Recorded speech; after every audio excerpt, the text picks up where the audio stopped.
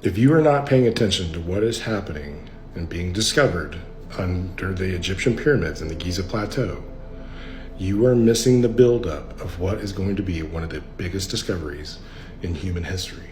And it's only a matter of time, and not long. Filippo Boiandi and his team have made scans of that area, and they have found giant structures underneath the pyramids. During my 40-day water fast, which is my Start Here to Understand playlist, and I encourage everyone to watch that to know exactly what has happened to us and how things unfolded in the beginning. We started to get information about previous cycles, which would be Atlantis. Very, very real. Very, very, very, very real. We are in a different cycle, and we just happen to be at the end of this one. And so all of this hidden information is starting to come to the surface. But during that 40-day water fast, I made a post about being shown who has control of the missing years of Yeshua's life, which is found in the history of the Essenes, which is a mystical order that was a part of the Great White Brotherhood in Egypt. So in those texts, it explains that he and John the Baptist had gone through India and Tibet, and then were coming back through Egypt, and that there was a entrance in between the paws of the Sphinx, and that led down to a tunnel, and it popped up into a hidden chamber in the Great Pyramid. And so 2 weeks after I make that post is when the original scans come out, and it confirms that there is a fifth chamber in the pyramid. But you can also see that there's no way to access it from any of the entrances that we know. So that's a validation early on that was really important, and that continues to happen all the time. But it's happening again. I've had people looking for a second Sphinx for months. I've known that there was one,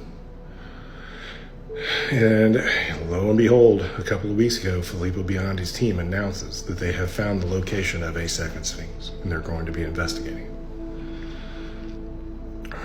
Which, this just could be some Indiana Jones stuff, and we're just chasing weird stories, but that's not how this is not what's happening.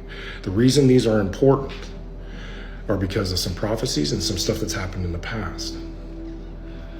So early on, we had interactions with Thoth, who was a little G in the time of Atlantis. But if you know his story and you understand the emerald tablets of his that were found, that it explains how the pyramids were built.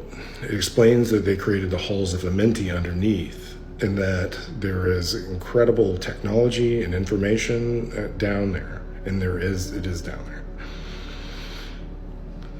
The way that those were found were incredible. The emerald tablets were not found in Giza. They were found by Maurice Doreal, who was a mystic in the United States in the early 1900s, who was getting visions that he needed to go to Mexico to find the emerald tablets. He goes down to Mexico at the Temple of Quetzalcoatl and finds them in an altar right where his vision said they would be. He takes them, he translates them, and then he takes them to Egypt and returns them. They've been lost ever since.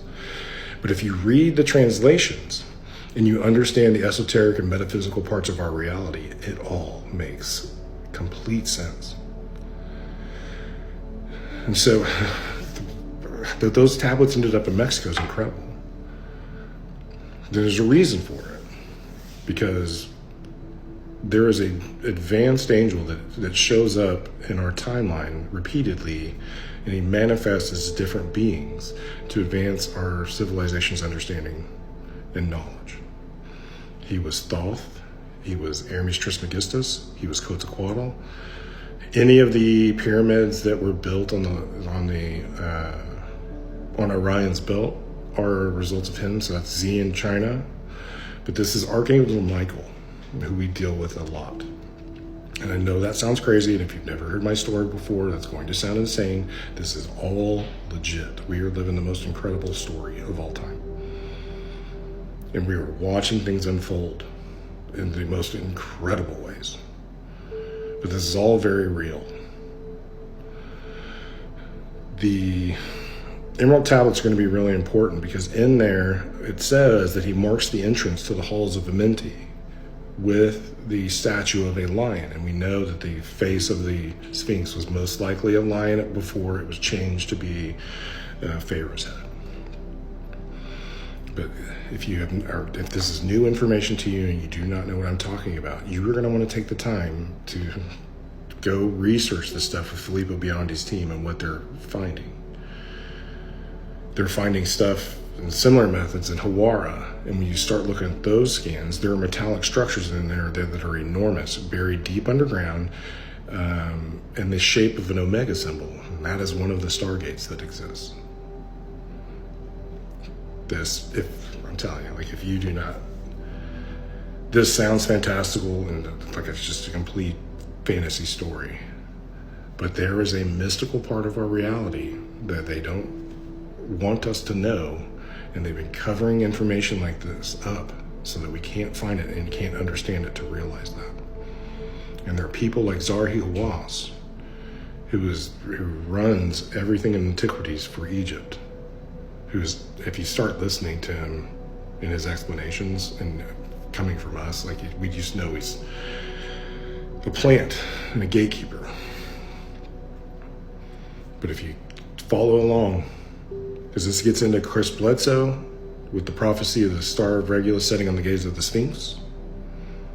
And if you thought that was going to happen this past Easter, there's misunderstanding on the prophecy that not enough people know the details of what's going on there to know that there was no date given. That was an extrapolation of the Star of Regulus setting on the gaze of the Sphinx. They thought it would have been then months ago. We started revising that timeline to the fall. We are seeing the same thing, but the prophecy says that new information will be revealed. And how cool would it be if that is when that the halls of Amenti and all of these underground chambers and the information that is in it are brought to the surface for public consumption, and it's going to blow everyone's mind. There were civilizations that existed prior to the flood, and this happens every 12,000 years. Time's up. It's about to get really weird, but pay attention to what's going on in Egypt. It's going to be a missing link in our understanding of our civilization's history. It's going to be ridiculous. So stay tuned. I'll update you as I have more. Much love.